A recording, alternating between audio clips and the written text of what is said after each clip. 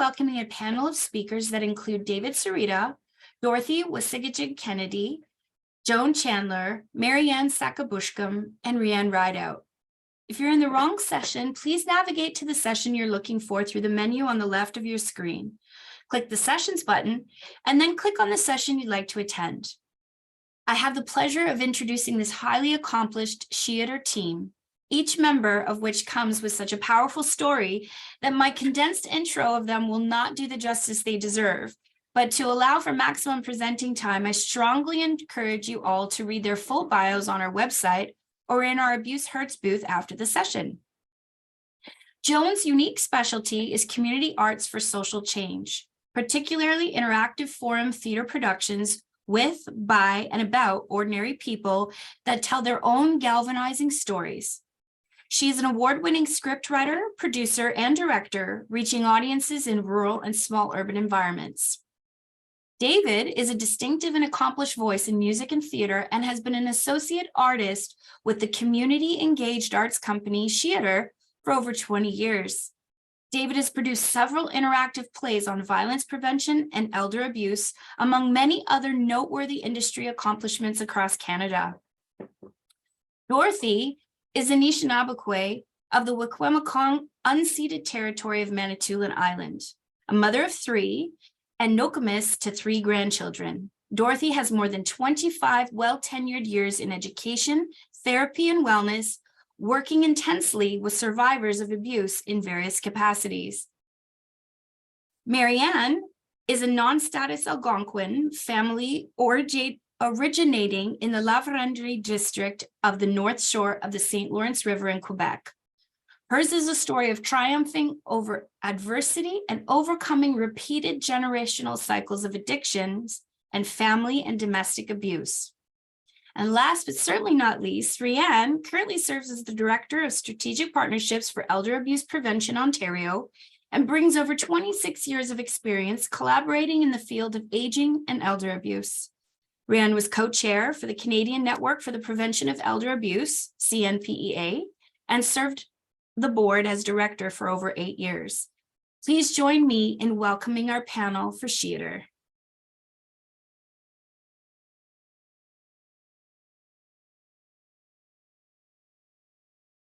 Raeann? Joan, you need to unmute. Thank you very much. I'm Joan Chandler, the Artistic Director of Theatre, a community-engaged company that produces art for social change. And what that means is that artists work with community people to create art about their own lives and important issues with the intention of building awareness and catalyzing change. In 1985, some of my neighbors in Huron County asked if I could lead them in creating plays about their stories, and Theatre was born. Since then, Theatre has produced hundreds of workshops and productions in partnership with schools and organizations like yours. Together, we've tackled problems like dating violence, domestic violence, homophobia, human trafficking, and elder abuse. The approach is deceptively simple. We come together with people with experience of a thorny issue and we play. And through that guided play, we build trust and dramatic scenes. This scene is from Granny. Drama is about the conflict and oppression that occurs between people in relationships of all kinds in so many ways. Theatre specializes in theater of the oppressed. Oppression or abuse is when someone or some people with greater power use that power to control and restrict another person or group of people to that group's disadvantage and to the abuser's advantage. Can you think of any person or group who are currently being oppressed? Do you wish that something could be done? In a Theatre project, a group creates a play that tells a story about abuse. And in a live theater presentation, we show this problem play, and then we interact with the audience on stage to explore solutions that may overcome those problems. A tragic story is turned into a triumphant one through these interventions, and here you see an intervention in progress. After a presentation, Community experts talk with the audience to unpack the driving issues and tell them about resources that they can access. These authentic stories resonate and they have impact in affecting realization, understanding, and change. We've seen it. We believe in the power of theater and the arts to change lives and to contribute to a healthy, compassionate society. It's important to tell our stories. Today, we're going to tell you the story of the Elder Abuse Prevention Project, Mishominwanoki, Yumi, and Wrinkles. Wrinkles for short. In 2008, we'd presented a lively show about elder abuse called You Cannot Throw Your Granny Off a Bus to a seniors group at Cape Croker, Neoshiniming First Nation. And the organizers said it'd be great if we could do a similar play with an Indigenous focus. As we began community development together, we met with a lot of resistance to talking openly about the issue, and you may have found that in your own work. Well, long story short, my friend, actor, and activist Gloria Maeshkabach galvanized a group of volunteers at Wigwamacong on Manitoulin Island. Together, we created a play that draws the audience in with lively characters, real scenarios, humor, songs, and loving tributes to grandparents and elders. Wrinkles premiered memorably that December. We and the Full House audience had to brave a ferocious blizzard to get to the show. Gloria said, "The snow that came that day for that presentation was a sign from the Creator. It's important work that we're doing. It's important work that we're listening to. It's important work to bring awareness." To reach more people, we decided to record the play as an audio drama series that aired on Indigenous radio stations in 2010 and 2011. Well, fast forward 10 years, and we were touring Granny, and boom, the pandemic arrived, and everyone had to shelter in place. Reports of elder abuse skyrocketed, according to Elder Abuse Prevention Ontario. And now, despite the even greater need to confront and educate people about elder abuse, no live presentations were allowed, so the show couldn't go on. Well, I hit on the idea of a podcast. In a break between COVID waves in 2020, the cast of Granny recorded a podcast adaptation, and the Wrinkles episode followed. In keeping with our live presentations, the podcast follows that two-part model, the original audio dramas that draw the listener in, complemented by discussions with experts, some of whom are seen here in this slide. You can hear the podcast from our website, sheater.com. So let's listen to a bit of Wrinkles. I'd like to introduce producer David Sereda. David, what have you got lined up for us? Thanks, Joan. And it's great to be here today with everybody. So this clip is from the episode Life with Mother. And a warning, there is physical violence and abusive language in this excerpt. It depicts a married couple before and after one of them has a major health crisis. Raeann, if you would please play this clip.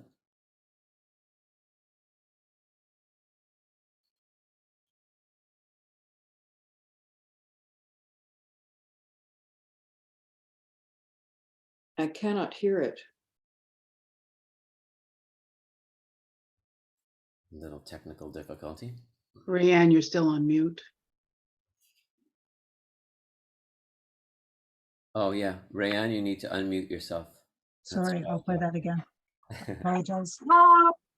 Yeah, thank you. Go give me some dinner and bring me a beer. Yeah.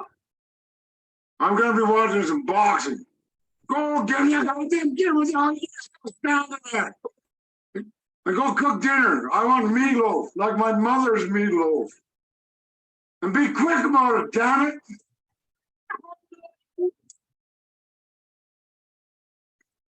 Oh, I don't know how many times I gotta change your diaper. Oh, I'm sick of this. Now it's your turn. You've got a stroke. Here, have some water. Lots of water. Oh, it's just a little spill. Have some more. Water will help you. Now, what would you like for dinner? Mother's meatloaf?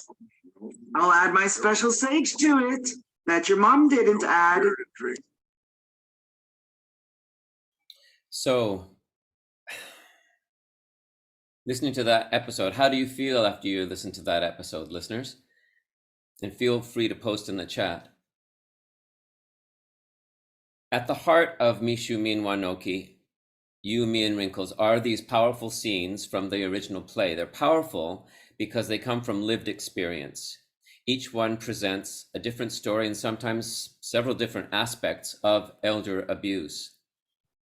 After each scene, as Joan mentioned, we invite a whole range of guests to listen and give their reactions and commentary and suggestions. So we recorded them, and they became the resource part of the podcast. They shared their ideas on where to get help, how to get help, and it's really all about starting this conversation about elder abuse. Some of the episodes are Bojo, Welcome, where Elder Shirley John starts off the series in a good way with an introduction, the grandmother song, and her reflection on the 7 grandfather teachings. Music is important to tie the episodes together, but also to ground the listener. We go through some very heavy things, and music is a way of lightening the atmosphere so that it's not all darkness. 5 episodes look at elder abuse through theater, followed by commentary. In Thieves, for example, children, both grandchildren, both steal and physically assault their grandfather. Then elders talk about colonization and health, the loss of healthy, respectful connection between generations. But what happens also when positive traditions are reintroduced? Other commentators are harm reduction worker and community health nurse from Neoshiniming, Chippewas of Nawash Unceded First Nation, a home and community care worker from Saugeen First Nation, a community liaison constable from Owen Sound Police Services, a counselor and social worker from Moosonee Women's Shelter, a lawyer with the legal clinic in Owen Sound, and an activist with Grey Bruce Elder Abuse Prevention. And because elder abuse affects everyone, every age, we invited youth from a program at Wickwemacong Indigenous Cultural Center in Owen Sound to make the episode Kids Talk About Elder Abuse. One episode that is so powerful to me is the 2-part all Anishinaabemowin episode where 5 elders, including Dorothy Wassegijig-Kennedy, talk in their own language about the issues that they have seen and experienced in their communities. So Raeann, if we could hear a little of that episode, please.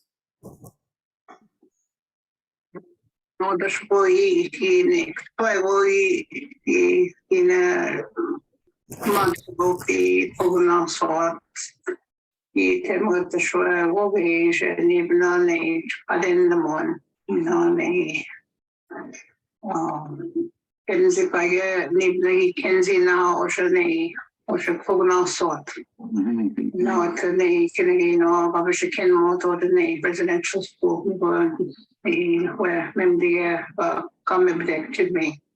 Ya belash po ni kada mo sto na we. Ya belo ni kada ni ya po bin skuble. Ni no ya ba ko ni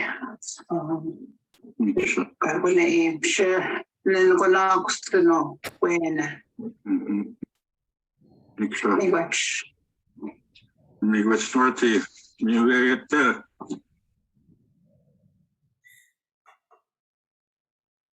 Unfortunately, but fortunately for us, we have all of these people that are so engaged in their community and so integral to their community.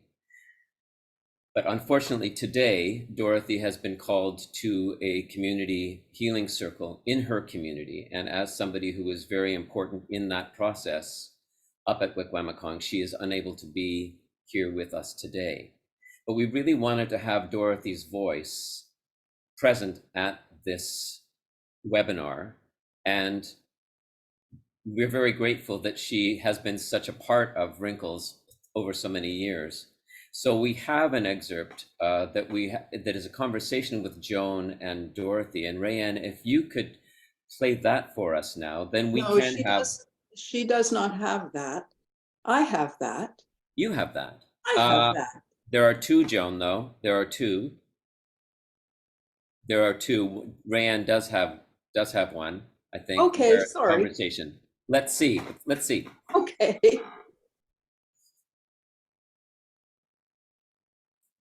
Raeann, we can't hear you. Are you muted? Raeann, you need to unmute. Where did these stories come from? Do you remember? Are they real? Yes, of course they're real. Actually, there was already a survey in line to find out the statistics for how are we doing here in Wiki regarding family violence. And numbers that really startled me were the ones for the youth, how much they were exposed to violence of every kind. And the next one that really struck out for me was the elder abuse that was going on.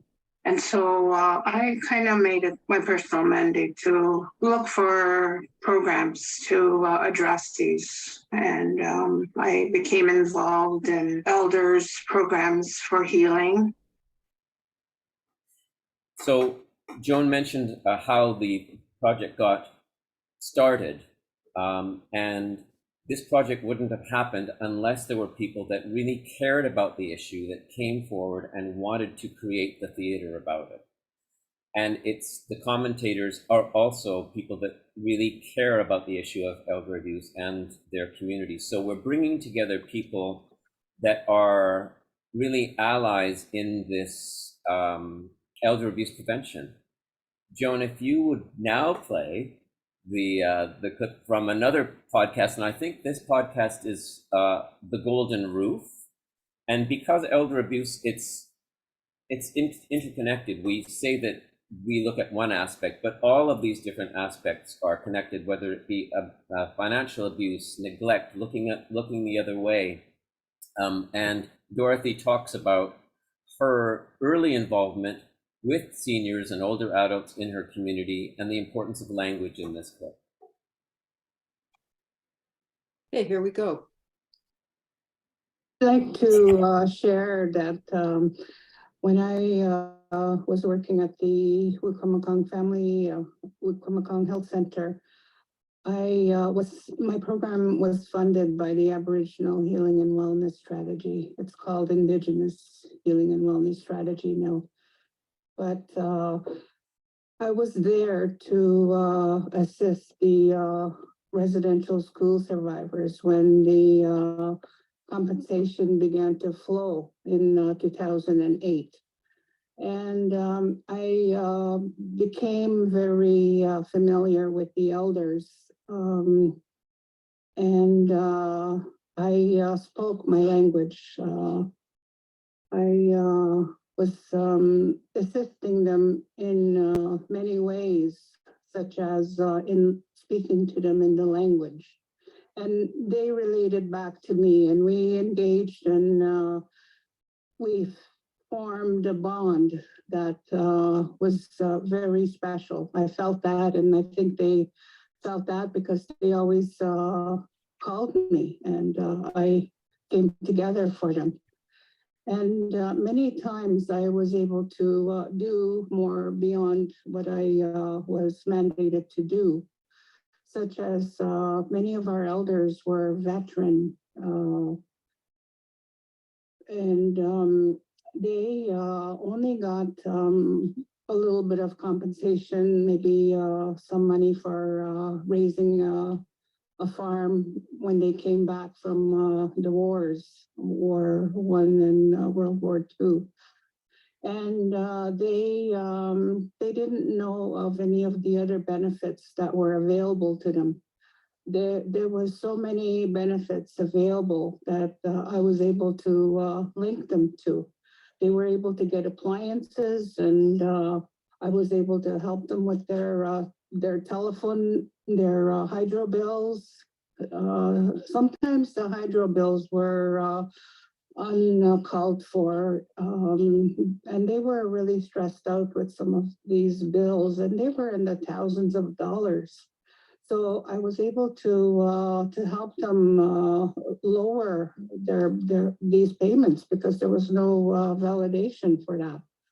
So I was able to, and I'm happy to say that I helped them in great ways by being fluent and being there for them and accessing benefits that they didn't know existed for them. Some of these elders were unaware of these benefits for maybe 50 years, and it was only in their last few years that they were able to access these services. So we need to have advocates, to go sometimes beyond our call of duty, to get their fair share of what they could be entitled to. So I just wanted to bring that up.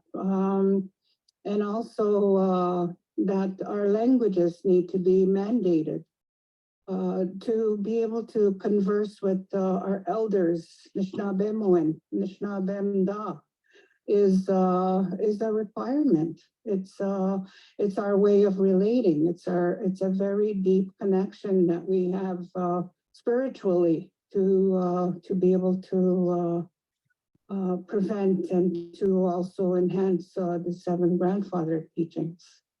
Anyway.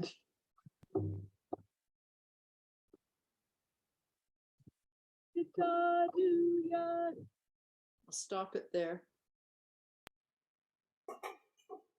Great. So again, we were very sorry that Dorothy wasn't able to join us, but I'm very, very glad that we have her voice and the voices of other Indigenous leaders within this podcast. And if people are talking about ways that they could possibly engage in reconciliation, we have to listen, not only listen to, but uplift the Indigenous voices. And I'm very privileged to be part of this work and working with Dorothy and with Raeann. And I'm wondering if maybe we can go to Raeann now. Joan, is that a good idea? Yes. Raeann. I'm back. Hello. So why was it important for you to be involved in this journey? Well, I wanted to make sure that there were resources available in the North that weren't available to me. One of the things that I have been asked to do is to give my perspective as a government worker that used to work in the North, as well as a person who has experienced abuse in my own personal experience. I wanted to speak to the people at the conference to let them know and remind them that becoming a victim of abuse has nothing to do with your education level or your lack of it or your intelligence level. And I would like to caution those who work with victims to become aware of their own biases about who they think might be a victim. These abusers can be extremely skilled manipulators. I myself was in an abusive situation for a very long time, and I could not find my way out. I am an educated person and I'm a very strong person, but I couldn't find a way out until an explosive event that nearly cost me my life. So be aware of your biases, and if you think that someone might be abused, we should look into it, but especially if the victim is telling you that they're afraid for their safety or that they think they might be killed, you need to respond and believe them, whether you see anything that's abusive or not. Be aware of your biases.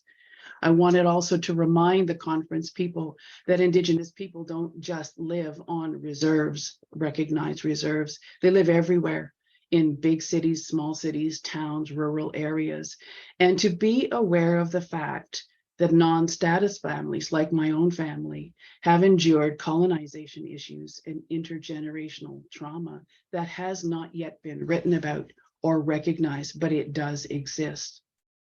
I also wanted to speak to those workers in government agencies and other agencies that your own personal life experiences in your life needs to be brought into your work, not just your government protocols. The protocols are developed by people in big cities that have never been to these remote communities, and you will often have to advocate for your community and your clientele. Your official qualifications, your paper on the wall, may mean nothing, and in fact probably does mean nothing. It's who you are as a human being that is proper when you come to an community. Too many communities have experienced agencies coming in and they're going to fix the problem, they're going to fix the Indian, and then they end up leaving with nothing changing. You must earn the trust of your community. You must be real. I have found that there's more deep qualities of trauma and intergenerational issues, the more remote a community is, and it seems to progress right through life from childhood to elderhood. And one of the things that bothered me as a government worker was that most workers that arrived there had no idea what they were getting into. They assumed that the resources that they had in the main cities were there in the remote communities, and that is simply not so. There were no shelters. You may have one police for the entire community. There was often no mental health workers. You would expect to wash your hands and they'd be cleaner than before, and that's in fact reversed. Wash your hands and they're more germ-filled than before because of the quality of the water. You couldn't take out a meal. There were no hotels. Internet, you think that internet and electricity are normal? No, not there. Personal spaces do not exist. There's no place for your victims to go to. The houses would be overcrowded. A house built for 5 houses 20 on a regular basis. I normally would be meeting my clientele in a very busy community center with people walking up and down the hall. I'm standing there in the hallway leaning against the wall with a clipboard, and all of my day's clients lined up one behind the other and going through them like a meat grinder. That's all that was available to me. In your own personal safety is not a matter of any protocols that are in place, but how you relate to the people that are there. I want to remind you that most of these remote communities and Indigenous communities are very tight-knit. They're very self-protective. They are enduring. They are determined. But there's existing dynamics in every community. And you would benefit by finding out what those dynamics are and working with them, even if they violate the protocols of your agency. There's often a reluctance for elders to be able to speak to anybody about abuse, or a victim to tell you that abuse is going on, because there is still the remnant of cultural what's appropriate, that it's not okay to tell another person how to live their lives or to interfere with their lives. It used to be that natural consequences would affect those who stepped outside of community ways of doing things, but that doesn't happen anymore. And there is a fear within the victim about speaking out to protect themselves. You need to know that. The Wrinkles project will bring more teachings and more ability to discuss these issues in these communities. And you need to present yourself as a person, not as a program. When I started in a community, I would ask around who the elders were. I found out. I would then ask one of the elders to sit down for tea. That's it.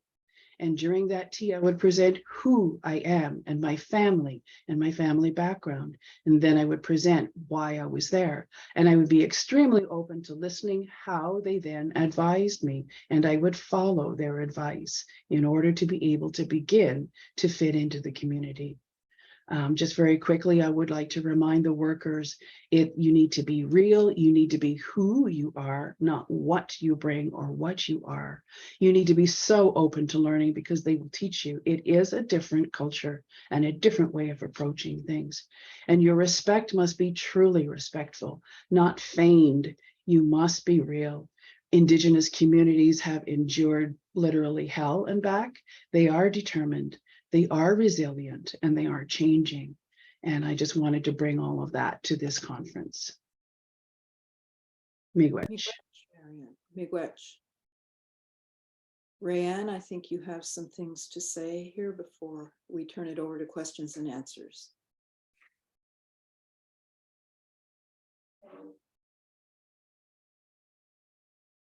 You may be muted. Thank you, Marianne, for the great information and what you just shared. I think it resonates with I know myself and my colleagues that we work with in terms of working with Indigenous communities and First Nations within Ontario and beyond borders. So I think that was very insightful, what you've shared, and sort of building on what David and Mary and Joan have both talked about, is that the importance of education to, it is the key to prevention, and having these conversations, as I think David alluded to, is that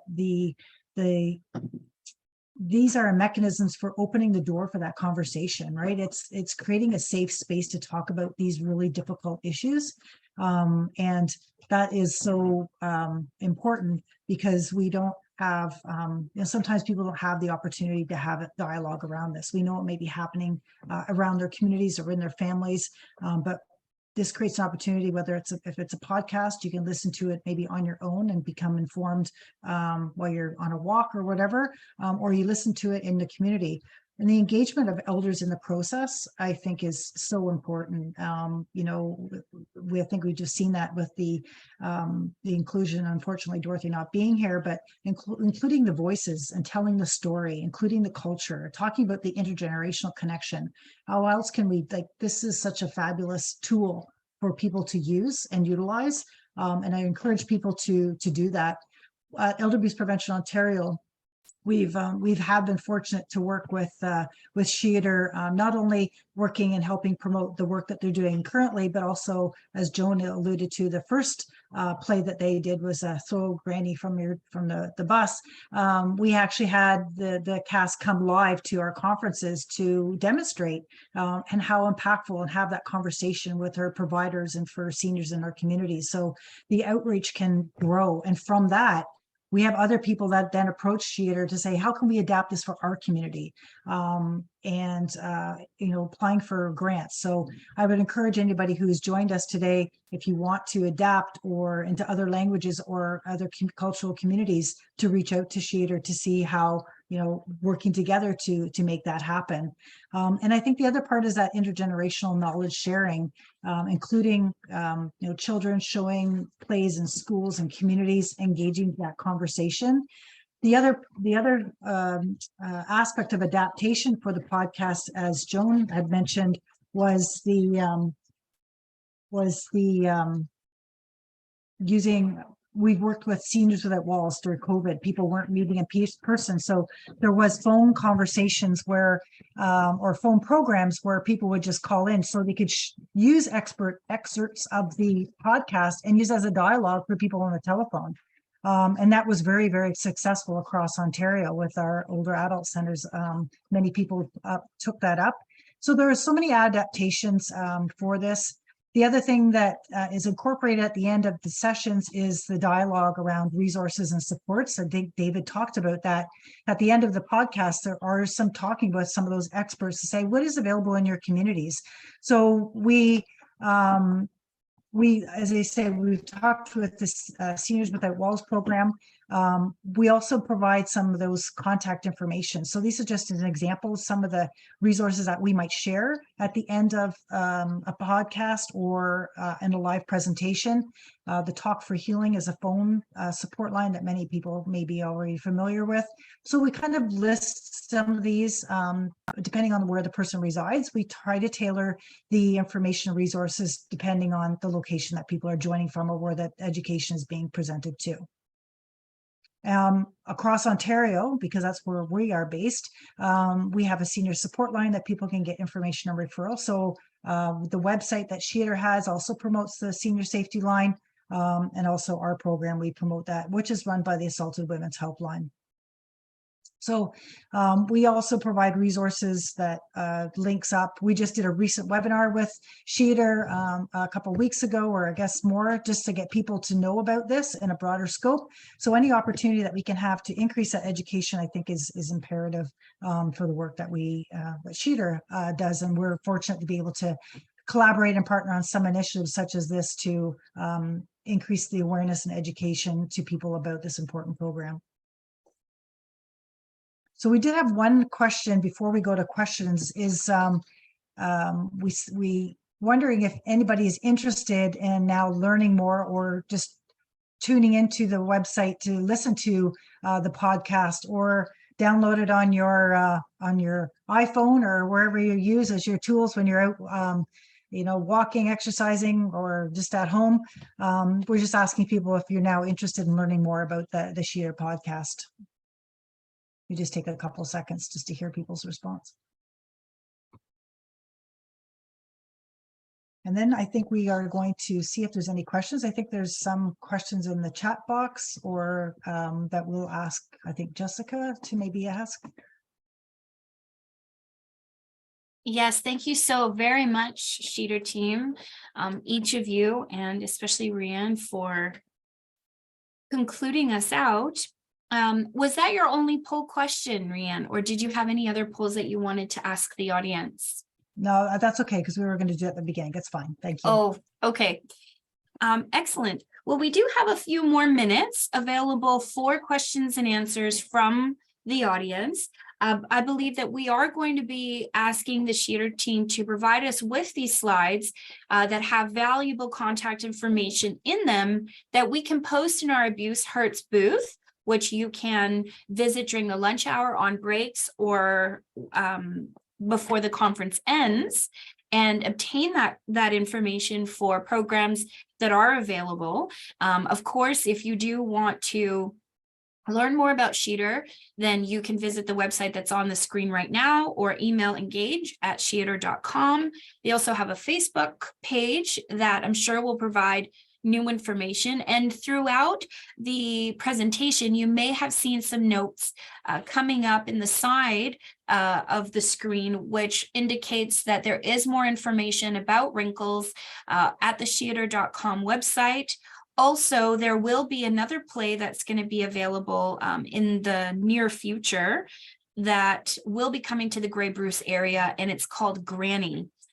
So please watch out for that. And if you would like to learn more, also I'm learning as well that Sheeter has a booth. So please make sure you stop by that booth and you can engage with their resources there as well. We have the question and answer box, which is in the bottom of the display panel, the speaker panel that you're viewing right now. There's a green stripe. And inside there, you will see a Q&A that you can engage. So I would invite any participants in the audience to type their questions in. We will ask our panel here and they can respond to you.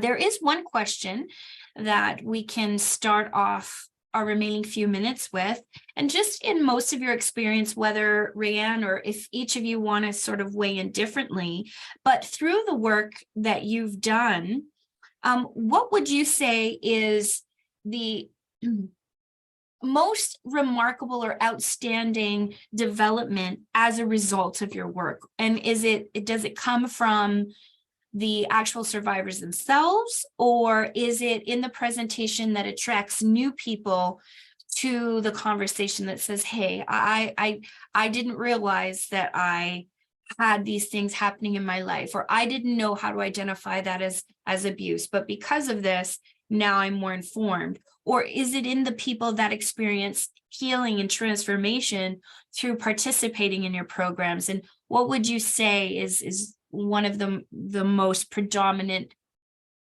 fruit you experience from that? I'll take that. I'll answer that, Jessica. Thank you. It's a good question. We see the impact on both sides. Absolutely, we do. There was a time we were doing a play called the Dementia Play. And at the end of, and the people who were performing it had dementia, or they were caregivers of people with dementia.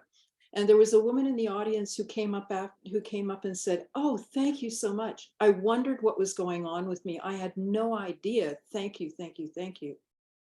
We do another play called Far from the Heart, Loin du Cœur. It's about dating violence. And the intended audience are young people.